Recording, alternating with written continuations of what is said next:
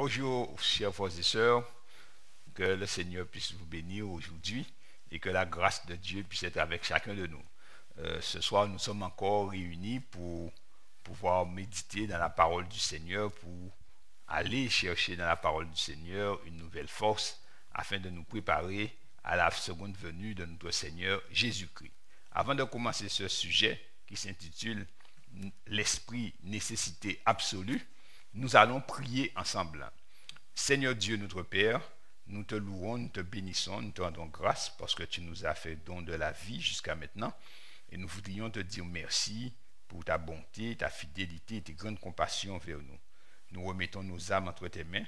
Nous te demandons, Seigneur éternel mon Dieu, de bénir tous ceux qui sont à l'écoute, de bénir aussi, Seigneur mon Dieu, ceux qui sont malades, ceux qui souffrent, ceux qui sont atteints par le Covid, non seulement en Guadeloupe, mais dans le monde entier, et que tu puisses délivrer, Seigneur mon Dieu, le monde, ton Église et ton peuple de ce fléau, Seigneur.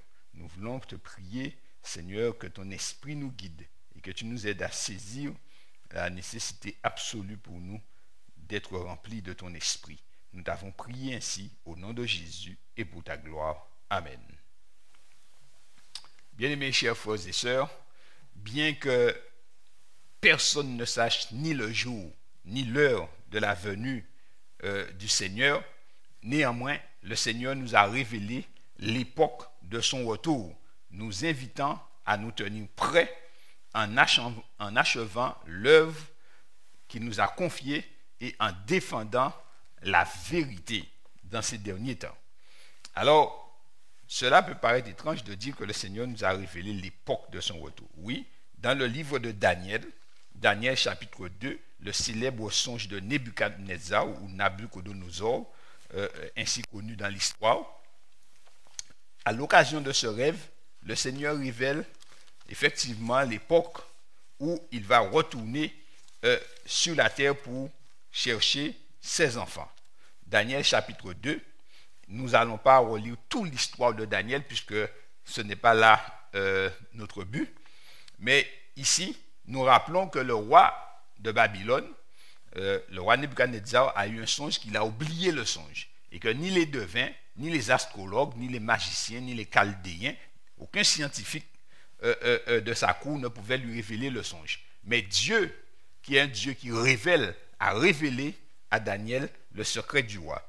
Et il a expliqué au roi qu'il avait vu dans son rêve une grande statue, une statue effrayante, par sa hauteur, par ses proportions, mais qui était composée de divers métaux. Et ces métaux, c'était des métaux qui allaient de manière dégradante. Ça commençait par la tête qui était d'or, d'accord? Il dit, la tête de cette statue était d'or pur, sa poitrine et ses bras étaient d'argent, son ventre et ses cuisses étaient d'airain, donc ça descend, on a l'or, l'argent, le bronze, ses jambes de fer, ses pieds en partie de fer et en partie d'argile. Et il dit, tu regardais lorsqu'une pierre se détacha sans le secours d'aucune main, frappa les pieds de fer et l'argile de la statue et les mit en pièces. Alors, donc, lorsque nous allons au verset 44 à 45, après que Daniel ait expliqué au roi que la tête d'or c'est Babylone, on sait que l'argent, ce sont les Mèdes et les Perses, les reins, ce sont les Grecs qui sont arrivés, tout cela, on le connaît, on le maîtrise. On sait que les jambes de fer, c'est l'Empire romain, la Rome des Césars, qui va être succédé par les diverses nations après l'envahissement de l'Empire romain par les barbares qui vont former l'Europe que nous avons actuellement. Alors, Dieu dit ceci au verset 44, il dit, dans le temps de ces rois, donc les nations de l'Europe, la France, l'Angleterre, la Belgique, toutes ces nations de l'Europe, donc il dit, c'est dans le temps de ces nations-là, le Dieu des cieux suscitera un royaume qui ne sera jamais détruit et qui ne passera point sous la domination de notre peuple. Il brisera et anéantira tous ces royaumes-là et lui-même subsistera éternellement. Et il dit, c'est ce qu'indique la pierre que tu as vue se détacher de la montagne sans le secours d'aucune main et qui a brisé le fer, l'airain, l'argile, l'argent et l'or. Le grand Dieu a fait connaître au roi ce qui doit arriver après cela. Et voici ce que le prophète ajoute. Il dit, le songe est véritable et son explication est certaine. Bien-aimés, chers frères et sœurs, chers amis, tous les autres royaumes sont apparus selon ce qui était prédit dans la parole de Dieu. Après Babylone, on a vu arriver les Mèdes et les Perses. Après les Mèdes et les Perses, on a vu arriver les Grecs. Après les Grecs, on a vu arriver les jambes de fer Rome. Après, on a vu que l'Empire romain s'est morcelé, a donné naissance à des États, les États européens. Et maintenant, nous sommes donc au pied de la statue, où on voit que le fer et l'argile sont mêlés. Et nous pouvons remarquer que nos États européens, ils sont forts quand ils se mettent ensemble, mais comme ils tirent chacun la couverture de son côté, donc il y a une faiblesse au-dedans d'eux. Donc, en partie fort, en partie faible. Mais ce qui nous intéresse, c'est que la pierre arrive à l'époque de ces nations. Et donc, il est dit que Dieu a fait connaître au roi ce qui doit arriver. Donc, après ces nations-là, chers amis, cela veut dire pour nous que maintenant que nous sommes à l'époque de la France, de l'Allemagne, il ne va pas y avoir un autre redéploiement géographique. Il n'y aura pas une autre configuration géographique. C'est la dernière configuration. Et le Seigneur dit, à l'époque de ces nations-là, Jésus va revenir. Et il va établir son royaume qui ne passera point sous la domination de notre peuple. Le Fils de l'homme reviendra sur les nuées du ciel avec une grande gloire. L'Apocalypse nous dit un peu plus sur la fin. Ce qui provoquera la fin, c'est le rejet de Dieu et de sa loi par les habitants de la terre sous l'instigation de deux puissances. L'une en Europe, c'est la papauté, selon Apocalypse chapitre 13, versets 1 à 10, qui est représentée par la bête qui monte de la mer, d'accord, et ayant toutes les caractéristiques de la Rome, et qui domine pendant 1260 années. La seule puissance en Europe qui est dominée sur le monde pendant 1260 années, c'est la papauté. Maintenant, une deuxième puissance va arriver, l'autre se trouve en Amérique du Nord. Et cette puissance, ce sont les États-Unis d'Amérique selon la prophétie biblique, Apocalypse 13, versets 1 à 18. Et remarquez ce qui va se passer, ces puissances vont opprimer les habitants de la terre pour les obliger à adorer le diable par le biais d'un faux jour d'adoration qui est le dimanche. La parole de Dieu est claire, il y a un seul jour d'adoration, c'est le jour du sabbat. Maintenant, il est dit ceci, la bête qui monte de la terre, les États-Unis, elle exerçait toute l'autorité de la première bête en sa présence et elle faisait que la terre et ses habitants adoraient la première bête dont la blessure mortelle avait été guérie.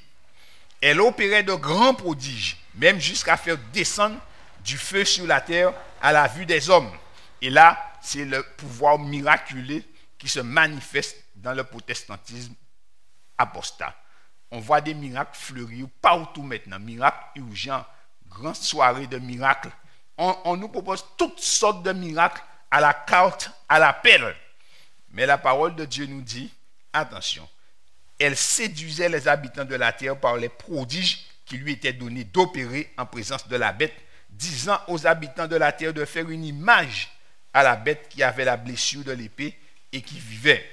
Donc, par une séduction, eh bien, aux États-Unis, on arrivera à allier l'Église et l'État. Et c'est ça l'image de la bête. L'Église unie à l'État. Et chaque fois que cela se fait, eh bien, c'est l'Église qui domine sur l'État.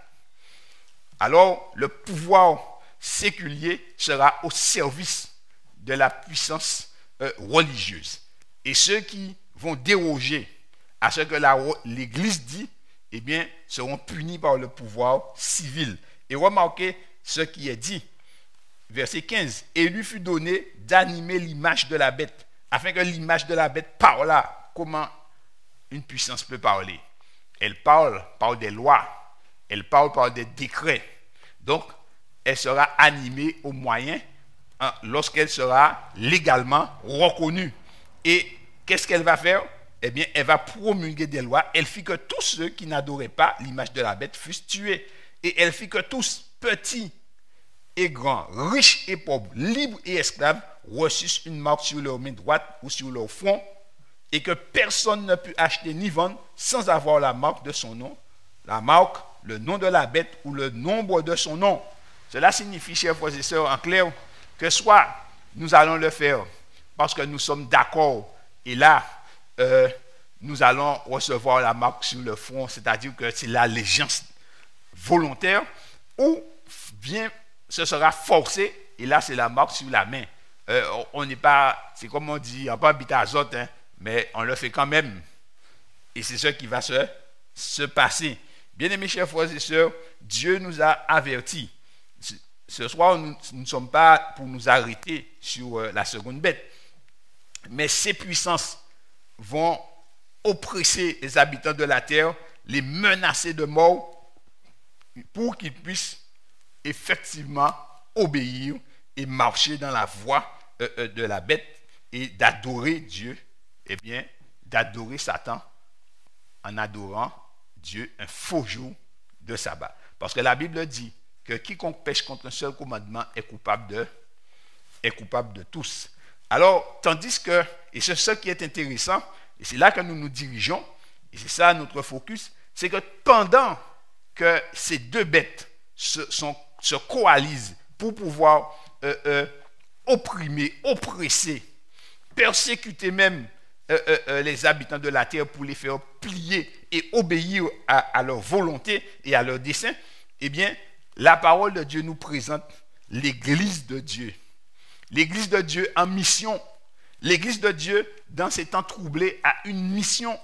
Et cette mission, eh bien, c'est de prêcher le triple message qui est donné dans Apocalypse 14 et qui se termine par cette parole. C'est ici la persévérance des saints qui gardent les commandements de Dieu et qui ont la foi de Jésus. Pendant que eux, ils sont après les habitants de la terre pour qu'ils puissent adorer un faux jour de sabbat, eh bien l'Église doit prêcher la vérité et dire aux gens, attention à ce que vous allez faire.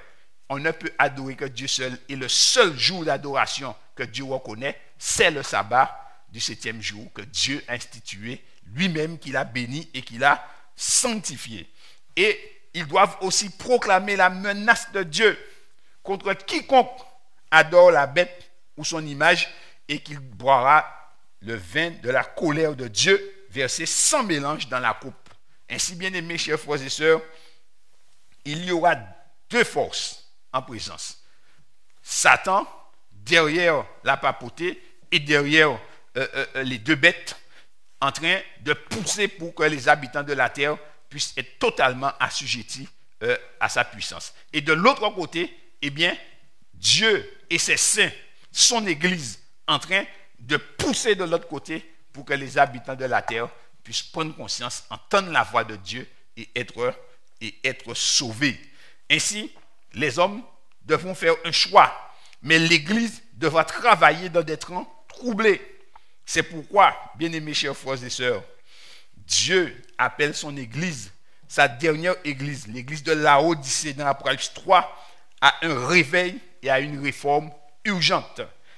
Apocalypse chapitre 3, Dieu dit ceci, il dit à l'église de Laodicée, voici ce que dit l'Amen, le témoin fidèle et véritable, le commencement de la création de Dieu. Voyez, à la fin des temps, il sera question d'adoration. Dieu est adoré parce qu'il est créateur, parce que c'est lui qui a créé le ciel et la terre en 6 jours et s'est reposé le 7e jour. Il est dit, je reconnais tes œuvres, je sais que tu n'es ni froid ni bouillant, puisses-tu être froid ou bouillant. Ainsi, parce que tu es tiède et que tu n'es ni froid ni bouillant, je te vomirai de ma bouche. Parce que tu dis, je suis riche, je me suis enrichi, je n'ai besoin de rien. Et parce que tu ne sais pas que tu es misérable, que tu es malheureux, misérable, pauvre, aveugle et nu. Je te conseille d'acheter de moi de l'or éprouvé par le feu, afin que tu deviennes riche, et des vêtements blancs, afin que tu sois vêtu, et que la honte de ta nudité ne paraisse pas, et un collier pour oindre tes yeux, afin que tu vois. Moi, je reprends et je châtie tous ceux que j'aime. Aie donc du zèle et repens-toi. Et voici, je me tiens à la porte et je frappe. Si quelqu'un entend ma voix et ouvre la porte, j'entrerai chez lui, je souperai avec lui et lui avec moi. Celui qui vaincra, je le ferai asseoir avec moi sur mon trône, comme moi j'ai vaincu et me suis assis avec mon Père sur son trône. Que celui qui a des oreilles entende ce que l'Esprit dit aux églises. Ainsi, chers frères et sœurs, voici le message du Seigneur à son Église des derniers temps. Dieu lui dit, il faut qu'il y ait une réforme, il faut qu'il y ait un réveil. L'Église se croit en sécurité, l'Église se croit parfaite, l'Église se croit bonne, mais le Seigneur qui regarde l'Église, le Seigneur dit, si tu ne changes pas, je vais te vomir. Et voici ce que dit le Seigneur déjà dans Événements des derniers jours. Je vous fais une lecture à la page 191. Il est dit, nous devons humilier nos cœurs dans la vraie repentance. Il est dit, un réveil de la véritable piété parmi nous est le plus grand et le plus urgent de tous nos besoins. La rechercher devrait être notre premier travail. Nous devons fournir un effort persévérant pour obtenir la bénédiction du Seigneur. Non pas que Dieu ne veuille nous accorder ces bénédictions, mais parce que nous ne sommes pas préparés à les recevoir. Notre Père des cieux est plus désireux de donner le Saint-Esprit à ceux qui le lui demandent que les parents terrestres ne le sont de donner de bonnes choses à leurs enfants. Mais il nous incombe, par la confession, l'humiliation, la repentance et la prière fervente, de remplir les conditions que Dieu requiert pour nous accorder la bénédiction qu'il nous a promise. Un réveil ne peut être espéré que comme une réponse à la prière. Ainsi, Dieu est désireux de nous donner le Saint-Esprit. Dieu est désireux de nous combler de ses biens, mais nous ne sommes pas prêts à le recevoir. Et nous ne faisons pas l'effort nécessaire pour que Dieu puisse nous les donner. Alors, écoutez, Dieu continue. La servante du Seigneur continue, il dit, je vous annonce qu'il devrait y avoir un réveil complet parmi nous. Il devrait y avoir un réveil complet parmi nous. Il dit, et attention, le corps pastoral doit se convertir. Des confessions, la repentance, des conversions sont nécessaires. Beaucoup de ceux qui prêchent la parole ont besoin de la grâce transformatrice de Dieu dans leur cœur. Ils ne devraient tolérer aucun obstacle à l'œuvre qui est à accomplir avant qu'il ne soit trop tard pour toujours. Ainsi, l'appel au réveil et à la réforme ne concerne pas les membres d'église seulement, mais premièrement ceux qui sont à la tête de l'église. Les pasteurs sont concernés et il est dit que le corps pastoral doit se convertir.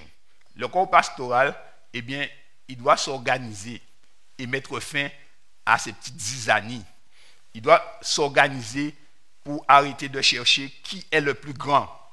Ce qui est dans la Bible, c'est ce qui se passe aujourd'hui. Si celui-là veut être chef, il ne peut pas y avoir 36 chefs, il ne peut y avoir qu'un chef. Et le seul chef qu'il y ait, c'est Jésus, et c'est lui qui choisit la place de chacun. Christ choisit la place de chacun. Et donc, ces hommes occupant des postes importants au sein de l'œuvre de Dieu, eh bien, doivent être les premiers à être convertis. Car s'ils sont convertis, ils pourront montrer le chemin au troupeau. Mais s'ils ne sont pas convertis, alors ils vont égarer le troupeau de Dieu. Même s'ils disent la vérité, mais si la vérité n'a pas fait son travail dans leur cœur, alors ils ne sont pas sanctifiés et ils ne sont pas qualifiés pour diriger l'église de Dieu. Ainsi, il est demandé que le corps pastoral, c'est-à-dire que tous les pasteurs, quand on parle de pasteurs, ceux qui sont constamment 24 sur 24 employés de la fédération, mais il est question aussi de tous les anciens, puisqu'ils sont pasteurs de l'église, qu'il y ait une conversion. parce que c'est eux qui dirigent l'église de Dieu. Et donc, pasteurs anciens et les diacres aussi qui reçoivent l'imposition des mains doivent être convertis. Donc, la tête de l'église doit passer par une conversion et une repentance sincère. Il doit y avoir des confessions. C'est ce que dit la sœur. Il doit y avoir des confessions. Il faut qu'ils aillent demander pardon à leurs collègues. Et après, ils viendront nous dire de demander pardon à nos frères et sœurs. C'est ça le travail. Le travail doit être ainsi fait. Nous attendons Jésus-Christ et nous voulons tous être sauvés. Mais pour sauver les autres, il faut être sauvé soi-même. À cette église de Laodicée, Jésus se présente comme étant dehors, comme suppliant de le laisser entrer. Au verset 20, Jésus dit, voici, je me tiens à la porte et je frappe. Jésus, il est dehors. Il dit, si quelqu'un entend ma voix et ouvre la porte, ce qui suppose que les gens sont occupés. Les gens sont occupés dans la maison. Et Jésus dit, si dans leur occupation, quelqu'un entend et ouvre, alors celui-là, je vais manger avec lui. Bien-aimés, chers frères et sœurs, nous faisons des choses, nous sommes en activité. Mais est-ce que nous entendons le Seigneur qui frappe à la porte? Est-ce que nous entendons le Seigneur qui frappe pour ouvrir la porte? Maintenant, lorsque nous avons entendu comment laisser Jésus entrer, Jésus le dit lui-même au verset 19, il est dit, moi je reprends et je châtie ce que j'aime. Aie donc du zèle et repens-toi. Et la sœur le dit, comment les choses doivent se passer. Il dit, des confessions, la repentance, des conversions sont nécessaires. Et là, il est dit, il nous incombe par la confession, l'humiliation, la repentance et la prière fervente de remplir les conditions que Dieu requiert pour nous accorder la bénédiction qu'il nous a promise. Chers frères et sœurs, ce que nous lisons ici sont des choses très importantes. Parce que la sœur dit que sur 20 membres d'église, il n'y en a pas un seul qui soit prêt à descendre dans le tombeau et de dire qu'il est prêt. Alors, nous ne devons pas nous bercer d'illusions, puisque nous sommes dans l'église de Dieu et que nous avons accepté Jésus parce que nous voulons être avec lui. Alors, nous devons maintenant nous organiser par la grâce de Dieu. Nous devons nous sonder, nous devons nous humilier devant Dieu. C'est ce que Dieu attend de nous pour déverser la bénédiction sur nous, chers frères et sœurs. Alors, Jésus, lui, il frappe à la porte. L'apôtre Pierre dit les mêmes choses dans 1 Pierre 5, versets 5b à 6. Il est dit, Dieu fait grâce aux humbles et il résiste aux orgueilleux. Alors, on va lire le texte, 1 Pierre chapitre 5. Il dit, Dieu résiste aux orgueilleux, mais il fait grâce aux humbles. Humiliez-vous donc sous la puissante main de Dieu, afin qu'il vous élève au temps convenable. Et c'est ça le problème des Laodicéens. C'est que quand ils se regardent, ils se disent, moi je n'ai rien à me reprocher, hein. Moi j'aime tout le monde, hein. Moi je suis bien, hein. Moi, ah oui, mais pourquoi? Qu'est-ce que j'ai déjà accepté Jésus, j'ai déjà été baptisé. Donc on ne voit pas dans notre situation. Mais Jésus dit, c'est bien là le problème, c'est que nous sommes aveugles. Et puisque nous sommes aveugles, donc, eh bien un aveugle, tout est bien pour lui puisque tout est noir. Mais celui qui voit, il discerne les couleurs, il discerne les contours, il discerne les problèmes de terrain, les déformations du terrain. Mais celui qui est aveugle, eh bien pour lui, tout est clair, tout est bon. Et on le conduit où on veut. Parce qu'on n'a qu'à lui dire que tu es à Pointe-à-Pitre alors qu'on l'a déjà emmené jusqu'à Basse-Terre. Eh bien, chers amis, Dieu dit, il faut revenir par la repentance. Il dit, humiliez-vous sous la puissante main de Dieu. Qu'est-ce que ça veut dire, s'humilier? S'humilier, c'est s'abaisser volontairement. Avoir honte, être dans la confusion. Comment ça, avoir honte? Eh bien, lorsque nous allons voir Jésus et que nous allons apercevoir la beauté du caractère de Jésus, lorsque nous allons le contempler, lorsque nous allons voir toutes les grâces qu'il nous a données, et combien nous sommes misérables et combien nous lui avons fait de la peine, alors là, nous serons honteux et confus et nous allons vraiment nous abaisser devant lui, chers frères et sœurs. Comment comprendre que Christ est au-dedans de nous, selon nous, et que si quelqu'un nous injurie, alors nous voulons rendre l'injure. Si quelqu'un nous menace, nous sommes prêts au combat. Si on nous vole, eh bien nous sommes prêts aussi à dégainer. Non. Christ était maltraité, il ne faisait pas de menaces. Injurié, il ne rendait pas d'injures. C'est que nous ne sommes pas transformés. Alors Christ dit, on est pauvre, on est aveugle et nu. On est gentil tout autant que quelqu'un ne nous a pas véritablement fait mal. Mais lorsqu'on nous a vraiment fait mal, qu'est-ce qui ressort de nous? Est-ce que c'est le pardon de Christ? Est-ce que c'est l'amour de Dieu? On prend 124 ans pour pardonner.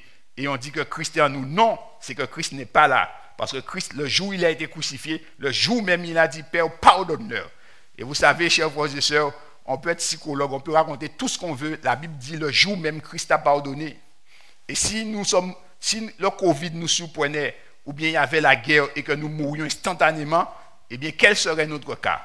Quel serait notre cas devant Dieu? Nous ajoutons des choses dans la parole de Dieu, mais la réalité, c'est que nous ne sommes pas en Christ tout en étant dans la maison de Christ. Alors, ce qui signifie que Christ, il est dehors. Maintenant, il nous faut faire rentrer Christ dans la maison. Et Christ frappe à la porte, chers amis. Et là, Christ veut rentrer dans la maison. Et alors, il dit, humiliez-vous, abaissez-vous volontairement, ayez honte de votre conduite, soyez dans la confusion et venez et pleurez aux pieds de l'Éternel afin qu'il fasse grâce et miséricorde. Dans Acte 3 et le verset 19 à 20, Acte 3, verset 19 à 20, le Seigneur déclare ceci. Acte chapitre 3, verset 19 à 20, c'est l'apôtre Pierre qui prêche après la Pentecôte. Il dit ceci: repentez-vous donc et convertissez-vous pour que vos péchés soient effacés, afin que des temps de rafraîchissement viennent de la part du Seigneur et qu'il vous envoie celui qui vous a été destiné, Jésus-Christ. Repentez-vous, convertissez-vous pour que vos péchés soient effacés. Mais bien aimé, Christ est dans le sanctuaire céleste et qu'est-ce qu'il fait en ce moment? Il efface les péchés, il purifie le sanctuaire. Donc, il nous est demandé de venir, de nous humilier, de nous repentir, de nous confesser, afin que nos péchés soient effacés et que des temps de rafraîchissement viennent. Comment le temps de rafraîchissement va venir? Eh bien, c'est par la présence de l'Esprit de Dieu. Et c'est ce que l'apôtre va nous dire dans Acte 2 et le verset 38. Il est dit, Pierre leur dit, repentez-vous et que chacun de vous soit baptisé au nom de Jésus-Christ pour le pardon de vos péchés et vous recevrez le don du Saint-Esprit. Oh bien-aimés, chers frères et sœurs, ça c'est le temps de rafraîchissement, la présence de l'Esprit. L'église de la Odyssée que nous sommes a besoin de rechercher le baptême de l'Esprit promis par le Seigneur. Sans ce baptême, nous ne pourrons ni supporter, ni traverser le feu de l'épreuve qui nous attend, et encore moins proclamer le dernier message qui doit contrecarrer les prétentions des deux bêtes d'Apocalypse 13. Bien aimés chers frères et sœurs, relisez le texte d'Apocalypse 13 tout entier et vous verrez la puissance que les bêtes développent. Au Moyen-Âge, la papauté a dominé pendant 1260 années. Elle couronnait les rois, elle couronnait les empereurs, elle faisait ce qu'elle voulait. Et c'est cette même puissance qu'elle va retrouver. Et cette fois-ci, non seulement elle va la retrouver, mais elle aura l'appui de la plus grande puissance qui est sur la terre, les États-Unis d'Amérique. C'est ce que dit la prophétie biblique, c'est ce que dit l'esprit de prophétie. Alors comment allons-nous rester debout? Ce n'est pas en nous imaginant que Christ habite en nous. Non. Ce n'est pas en supposant que nous sommes en Jésus-Christ. Non. Nous devons être réellement en Jésus-Christ. Réellement en Jésus-Christ. Parce qu'à ce moment-là, chers amis, eh bien, tout ce qui peut être déraciné sera déraciné. Alors, donc, Dieu avertit l'Église pour pouvoir rester debout dans ce temps-là et traverser. Eh bien, nous avons besoin de rechercher le baptême du Saint-Esprit. Seuls ceux qui auront reçu ce baptême symbolisé par la pluie de l'arrière-saison seront rendus capables de briller dans les ténèbres qui vont couvrir la terre. Les étoiles ne brillent pas pendant la journée, ils brillent pendant la nuit. eh bien, seuls ceux qui recevront le baptême de l'Esprit Saint, ceux-là seuls pourront se tenir debout en face de ces deux bêtes et proclamer que c'est Christ qui est roi et proclamer que le sabbat est le jour du repos. Seuls ceux-là pourront le faire, chers amis. La présence de l'Esprit Saint, c'est la présence du Seigneur. Lorsque l'apôtre Pierre dit, des temps de rafraîchissement vont venir sur nous, et Dieu va nous envoyer celui que Dieu a promis, Jésus-Christ. Eh bien, chers amis, la présence de l'Esprit du Seigneur, la présence de l'Esprit, c'est la présence du Seigneur même dans ses enfants. 2 Corinthiens 3, versets 17 à 18. 2 Corinthiens 3, versets 17 à 18. 2 Corinthiens chapitre 3, versets 17 à 18. Le texte dit ceci. Or, le Seigneur, c'est l'Esprit. Et là où est l'Esprit du Seigneur, là est la liberté. Le Seigneur, c'est l'Esprit. Donc, quand l'Esprit de Dieu est là, c'est Christ qui est là. Et il dit, nous tous qui le visage découvert contemplons comme dans un miroir la gloire du Seigneur, nous sommes transformés en la même image de gloire en gloire, comme par le Seigneur, l'Esprit. Ainsi, l'Esprit va nous emmener à contempler Christ. Et plus nous allons contempler Christ, plus nous allons ressembler à Jésus-Christ, chers amis. Ainsi, la présence de l'Esprit Saint, eh bien, c'est la présence de Jésus-Christ. Cette présence, chers frères et sœurs, chers amis, apporte une transformation véritable au-dedans de nous. Nous sommes changés en la même image que Jésus-Christ. Et qu'est-ce que cela signifie, être changé en la même image que Jésus-Christ? C'est-à-dire que notre caractère va connaître un développement harmonieux à l'exemple du caractère de Jésus-Christ. Et voici ce qui se trouve dans le caractère de Jésus-Christ, et c'est ce que l'Esprit de Dieu fait au-dedans de nous. Galates chapitre 5 et le verset 22. Galates chapitre 5, verset 22. Il est dit, mais le fruit de l'Esprit, c'est l'amour, la joie, la paix, la patience, la bonté, la bénignité, la fidélité, la douceur, la tempérance. Ainsi, chers frères et sœurs, nous voyons donc, par la grâce de Dieu, que le Saint-Esprit va développer un caractère harmonieux en nous. Le fruit de l'Esprit va s'étendre au-dedans de nous. Lorsqu'on nous regardera, c'est ce qu'on verra. Amour, joie, paix, patience, bonté, bénignité, fidélité, bienveillance, la fidélité, la douceur, la tempérance. Je vous avais parlé de la douceur. La tempérance, c'est la maîtrise de soi, chers frères et sœurs. Bien-aimés, chers frères et sœurs, analysons ce qui nous est dit sur le caractère de Jésus. Est-ce que nous avons un tel caractère? Est-ce que nous avons ce caractère au-dedans de nous? Sommes-nous doux? Nous sommes gentils, mais nous ne sommes pas doux, chers amis. Nous sommes tempérants. Tempérants, oui, tempérants dans certaines choses. Mais quand nous trouvons des choses qui nous plaisent, nous sommes intempérants. Nous devons être tempérants dans tous les domaines, chers frères et sœurs. Ainsi, est-ce que nous sommes patients? C'est ça. Est-ce que nous sommes patients? Nous supportons une fois, deux fois, mais après, nous jabons un verre. Eh bien non. Il dit, Christ était patient. Il n'éteindra pas le lumignon qui fume. On n'entendra pas sa voix dans la rue. Il prendra les brebis qui sont blessées dans ses bois. Il portera les petits. C'est ça que Dieu veut faire au-dedans de nous. C'est ça que les gens doivent voir au-dedans de nous.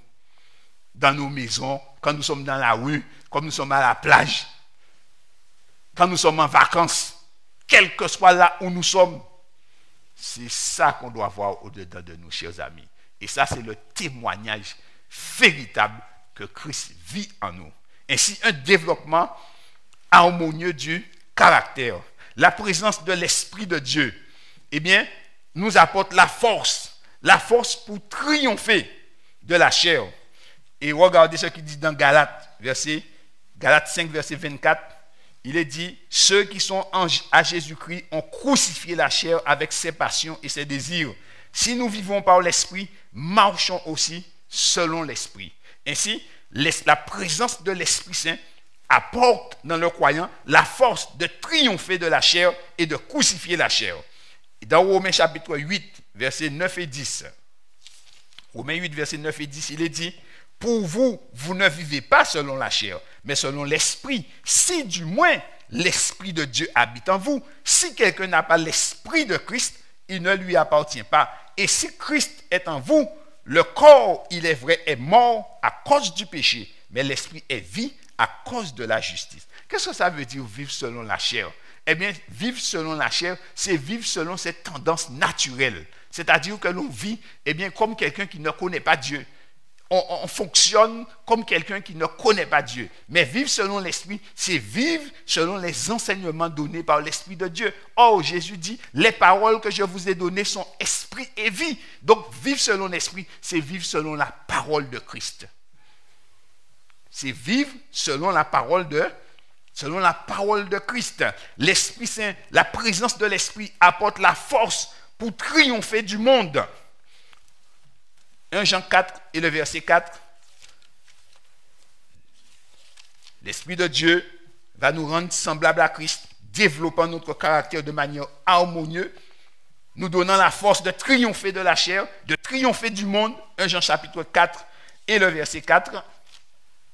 Il est dit, vous, petits enfants, vous êtes de Dieu et vous les avez vaincus parce que celui qui est en vous est plus grand que celui qui est dans le monde.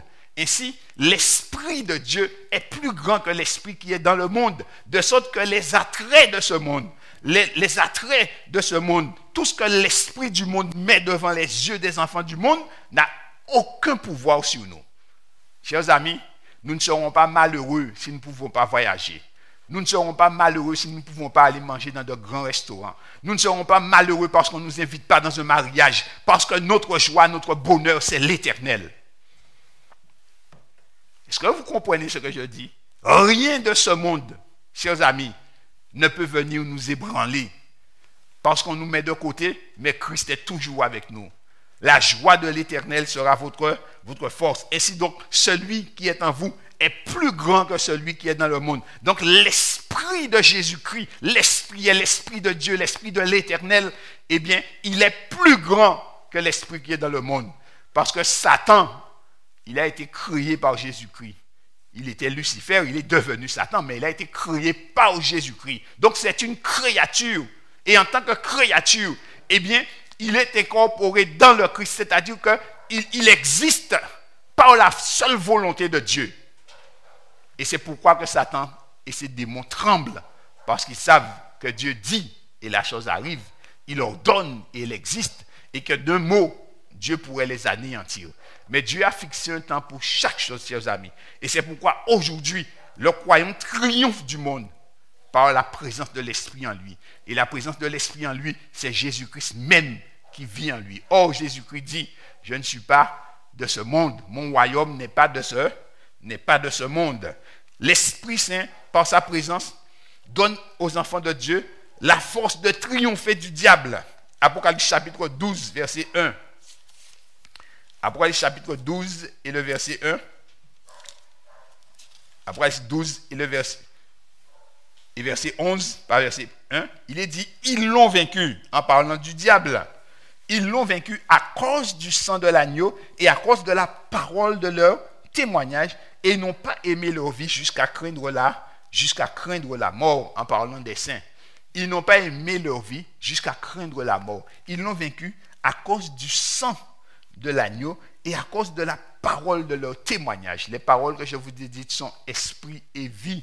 Or, Jésus est venu avec trois choses. Il est venu avec l'eau, avec le sang et avec l'esprit. Avec l'eau, le sang et l'esprit. Et les trois sont d'accord. Ainsi, par la présence de l'Esprit de Dieu dans les enfants de Dieu, eh bien, ils ont vaincu le malin. Ils ont vaincu le malin. Mais remarquez que ces mêmes enfants de Dieu sont prêts à aller jusqu'au sacrifice de leur vie pour défendre la vérité de Dieu. Bien-aimés chers frères et sœurs, est-ce qu'aujourd'hui nous sommes prêts à mourir pour la vérité de Dieu? Est-ce qu'aujourd'hui nous sommes prêts à mourir pour défendre la vérité de Dieu? Même si beaucoup disent oui, mais je crois que la grande majorité doit dire non. Et cela doit nous faire réfléchir. Quel est notre niveau d'engagement? Pourquoi nous suivons Jésus? Si aujourd'hui, tout ce que nous avions était perdu, notre maison, notre travail, et que nous soyons ruinés, est-ce que nous croirions encore en Dieu, en l'amour de Dieu, en la bonté de Dieu? Est-ce que nous aurions la force de dire que Dieu est amour? J'ai perdu tout ce que j'avais, mais que Dieu est amour? Nous devons réfléchir à quel niveau d'engagement que nous sommes. Peut-être que nous suivons le Christ pour les pains et les poissons. Ça arrive parce que Jésus l'a dit. Beaucoup me suivent pour les pains et les poissons parce que Dieu nous bénit. Alors nous suivons Dieu. Mais le jour où nous ne recevons pas de Dieu, eh bien, à ce moment-là, nous sommes désorientés. Ah non, nous devons suivre Christ parce que Christ est notre sauveur. Nous devons suivre Christ parce qu'il nous a aimés le premier. Et même si nous n'avons aucun bien terrestre, mais puisque Christ nous a aimés le premier, eh bien nous l'aimons en retour. Et alors nous sommes prêts à mourir. Et si nous sommes prêts à mourir pour lui, alors c'est que nous sommes prêts à vivre pour Christ. Mais si nous ne sommes pas prêts à mourir pour lui, nous ne sommes pas encore prêts à vivre pour lui, chers frères et sœurs. Alors nous devons revenir à Dieu par l'humiliation, par la confession, par la repentance sincère et véritablement demander à Dieu de nous faire triompher du mal qu'il y a sur la terre. Tous ceux qui seront dans le ciel devront vaincre ces trois choses: la chair, le monde et le diable. Alors, le Seigneur nous donne encore un aperçu pour nous montrer que l'Église doit véritablement rechercher avec ardeur le baptême de l'Esprit. Il est dit, nous devrions prier pour la descente du Saint-Esprit avec autant de ferveur que les apôtres l'ont fait au jour de la Pentecôte. S'ils en avaient besoin en ce temps-là, à combien plus forte raison en avons-nous besoin aujourd'hui? Et nous pouvons le voir, chers frères et sœurs, le mal est grand sur la terre. Nous avons encore plus besoin de l'Esprit que les apôtres. La descente du Saint-Esprit sur l'Église est considérée encore comme à venir, mais c'est le privilège de l'Église que de la recevoir dès maintenant. Recherchez-la, priez pour elle, croyez en elle. Nous devons recevoir et les cieux attendent de nous la donner. Nous devons recevoir ce baptême et le ciel attend. Mes amis, nous faisons attendre le ciel. Nous prions pour le Saint-Esprit jour après jour, mais la sœur dit, nous faisons attendre le ciel. La mesure du Saint-Esprit qui nous sera accordée sera proportionnelle à celle de notre désir et de notre foi, et de l'usage que nous ferons de la lumière et de la connaissance qui nous seront données. Ainsi, la mesure de l'Esprit que nous allons recevoir nous sera accordée proportionnellement à trois choses: notre désir de recevoir l'Esprit, notre foi et l'usage que nous pensons faire de la lumière et de la connaissance qui nous sera donnée. Bien-aimés chers frères et sœurs, est-ce que nous avons le désir d'aller sauver les âmes, de prêcher l'évangile? Si nous demandons à Dieu le Saint-Esprit juste pour sauver notre peau, eh bien, nous sommes égoïstes. Et c'est une prière égoïste. Nous n'avons pas la vision de Christ, nous n'avons pas le plan de Christ dans notre tête. Le Saint-Esprit nous est donné pour que nous puissions témoigner pour Christ. Il est dit que l'Esprit nous donne la force pour témoigner. Vous recevrez une puissance et vous serez mes témoins dans la Judée, dans la Galilée, jusqu'aux extrémités du monde. Ainsi, l'Esprit est donné pour pouvoir témoigner pour Christ, pour prêcher l'évangile de Dieu avec force et puissance. Mais il est dit ici que cela nous sera donné en proportion de ce que nous voulons faire, de ce que nous désirons faire. Notre désir, est-ce que nous désirons véritablement recevoir le Saint-Esprit? Quelle mesure de foi nous plaçons de cette promesse? Quand nous prions pour le Saint-Esprit, quelle réalité se fait dans notre imagination, dans notre esprit? Nous devons réviser tout cela, chers frères et sœurs, car il nous est absolument nécessaire de recevoir ce baptême pour traverser les temps troublés qui sont devant nous. Il dit, nous ne sommes pas suffisamment désireux de déranger le Seigneur par nos demandes afin de recevoir de lui le don du Saint-Esprit. Le Seigneur souhaite que nous l'importunions à ce sujet. Il désire que nous assiégions son trône par nos prières. Bien-aimés chers frères et sœurs, Élisée voulait une double portion de l'Esprit qui était sur Élie. Élie lui a dit, reste ici, le Seigneur m'envoie à Jéricho. Il a dit, je reste avec toi. Reste ici. Quand il arrive à Jéricho, il a dit, reste ici, le Seigneur m'envoie encore ailleurs. Il dit, non, Élie, je reste avec toi. Et plus tard, Élie lui dit, reste ici, le Seigneur m'envoie au-delà du Jourdain. Il dit, mais non, l'Éternel est vivant, moi je ne te laisse pas. Mais Élie a déjà compris le truc. Si Élisée le suit comme ça, c'est que Élisée a une idée en tête. Élisée, il vise quelque chose. Alors, quand ils ont traversé le Jourdain, il lui dit, bon, demande-moi ce que tu veux. Dis-moi maintenant pourquoi tu me suis. Dis-moi qu'est-ce qui te fait me suivre comme ça?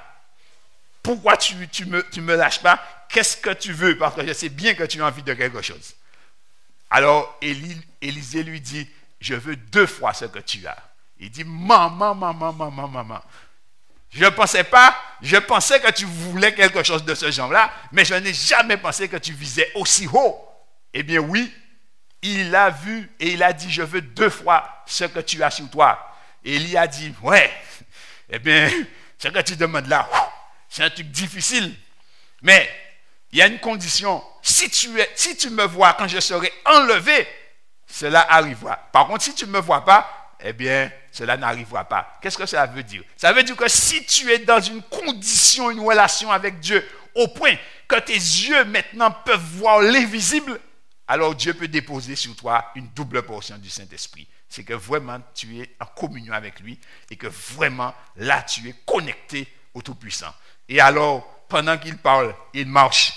Eh bien, le char de feu passait. Élisée a vu le char de feu et Élie lui a envoyé le manteau.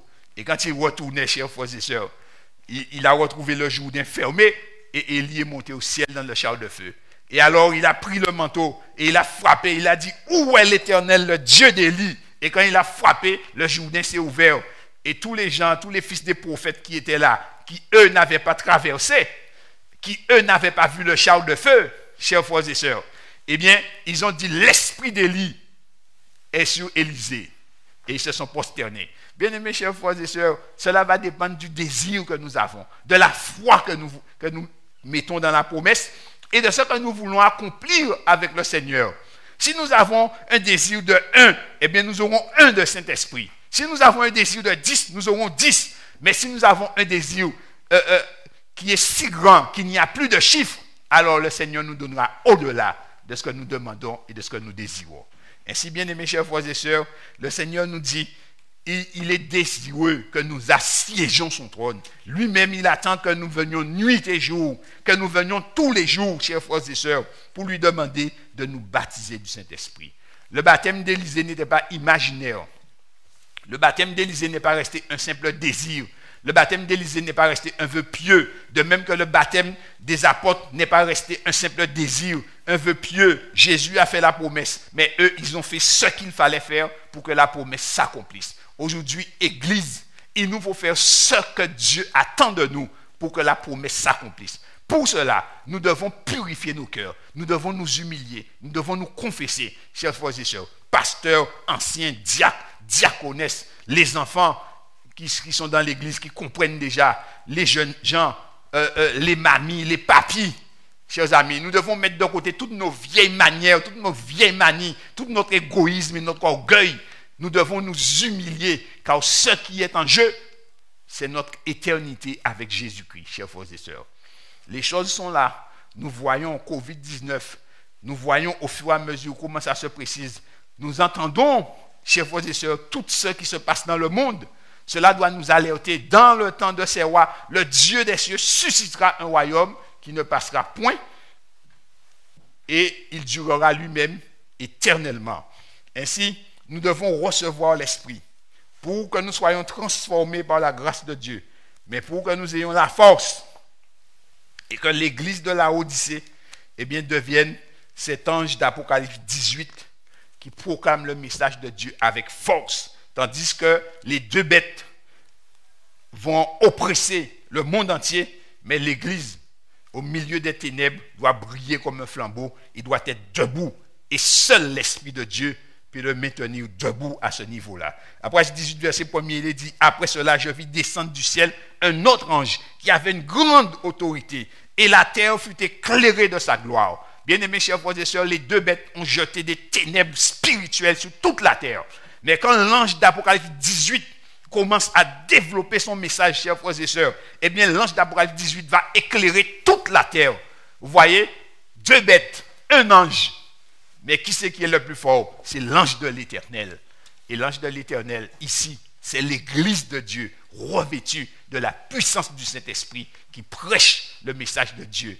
Et lorsqu'on les regarde, leur visage, leur attitude, leurs paroles, chers amis, lorsqu'on va les contrarier, lorsqu'on va les frapper, lorsqu'on va les bousculer, tout ce qui sort d'eux et que l'on entend d'eux, Christ crucifié, Christ ressuscité et Christ qui revient. Et voilà le message qui va éclairer le monde. Il cria d'une voix forte. Voyez, pour crier d'une voix forte, il faut avoir la force de Dieu, disant, elle est tombée Babylone la grande. Elle est devenue une habitation de démons, un repère de tout esprit impur, un repère de tout oiseau impur et odieux, parce que toutes les nations ont bu du vin de la fureur de son impudicité et que les rois de la terre se sont livrés avec elle à l'impudicité et que les marchands de la terre se sont enrichis par la puissance de son luxe. Et j'entendis du ciel une autre voix qui disait, sortez du milieu d'elle, mon peuple, afin que vous ne participiez point à ses péchés et que vous n'ayez point part à ses fléaux. Bien-aimés, chers frères et sœurs, cela ne sera possible que lorsque nous recevons le baptême de l'Esprit Saint. Cela ne peut être possible, chers amis, de rester debout dans cette mêlée que lorsqu'on est revêtu d'en haut.